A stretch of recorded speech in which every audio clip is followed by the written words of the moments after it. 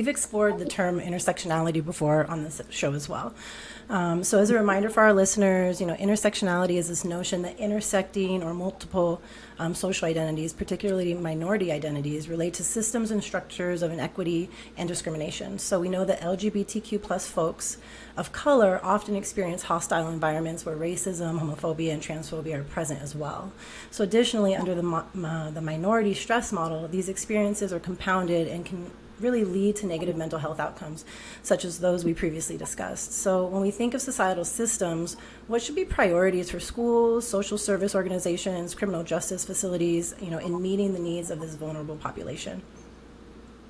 Absolutely, and I think so core to much of this is breaking down those silos, because people do really, operationalize and do work in very specific fields. And so a lot of the stuff that I get to do is really trying to shed light on this intersectional identities of our kids and help people to understand how you can also show up for students in other ways and other forms of marginalized identities. And so two examples, that kind of oftentimes come to mind is one is when we do this work, we often are elevating GSAs. So previously, a lot of people considered them or referenced them as gay straight alliances. A lot of the language has shifted for them to be gender and sexuality alliances. It's basically a space where kids can come after school and be themselves.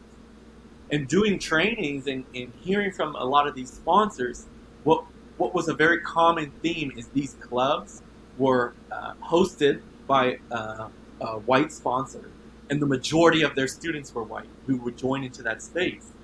And so we were having to be really intentional about conversations and saying, if you're going to create a safe space, just because you create a space that is safe for LGBTQ youth, LGBTQ identity, doesn't mean that space is safe for all youth. And so being really specific and really intentional on how are you making sure that you're addressing language, how you're ensuring that you're creating environments where kids are able to see themselves and see others and show up and bring all those forms of identities, both identities of privilege and identities of marginalization. And so I think that's a really pressing example that I think of doing this work. But also, we do a lot of work related to discipline too. And what we are seeing is our youth and our juvenile justice system, pretty much across Florida, whatever the student population is of any given school district, typically what the trend is showing is if you double that population for the percent who are Black or African American, that is the in-school suspension rate, out-of-school suspension rate, and arrest rate. So in a county where about 25% of the student population is Black or African American, we are seeing in-school suspension rate, out-of-school suspension rate, and arrest closer to 50%. And that is a consistent trend in the majority of Florida school districts. Yeah. And so how we have seen the kind of intersectional identities, this was an example I actually was addressing.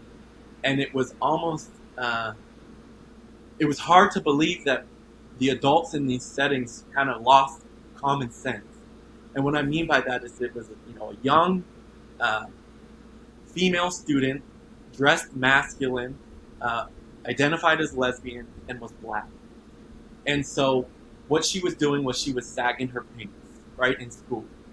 And so the first question I asked was, okay, so I'm being brought into this moment, so clearly it's been elevated not just within the district, but to me, an outside person. So my first question was, so what happens to the boys that do that? Oh, well, I mean, boys always sag their pants. There's not really anything we can do about it. And so then this is this moment of, okay, so is it because she's Black, they're perceiving this girl as a problem or less innocent? Is it because she's a girl, she's now being dismissed?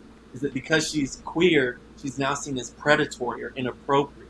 All these different things that, I couldn't help but imagine if this child didn't have those intersecting identities. And what we are seeing is the students who did not have those intersecting identities at that school were treated very differently. And why this young person was, the solution was to send to alternative school for a dress code violation, just shown the scale that decision makers are making.